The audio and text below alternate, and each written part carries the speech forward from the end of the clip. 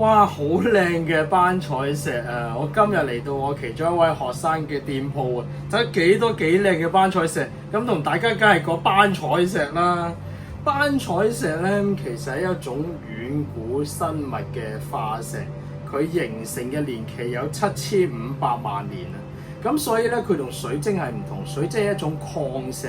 所以咧水晶咧係好容易去連結同開啓嘅。而班彩石咧，佢係會有佢嘅靈動力，有佢嘅性格，所以咧要跟隨我學習咗呢個班彩石能量學嘅班彩石能量師咧，先會懂得裏邊嘅奧秘，點樣開啓班彩石。如果唔係咧，冇呢套奧秘，冇呢套嘅學問咧，你好難連結同埋開啓嘅，只係一個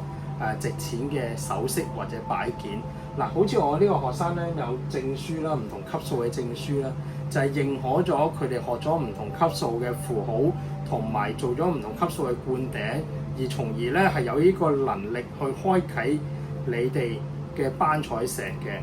咁歡迎大家咧可以跟隨我學班彩石能量學嘅課程啦，亦都可以咧，如果你哋見到一啲水晶店啊、班彩石店有我嘅證書咧，即係呢間店咧係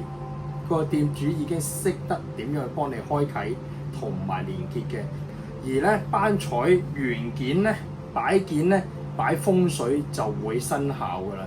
咁班彩石嘅能量咧，大家可以慢慢感受一下，會令到你哋嘅生命充滿色彩，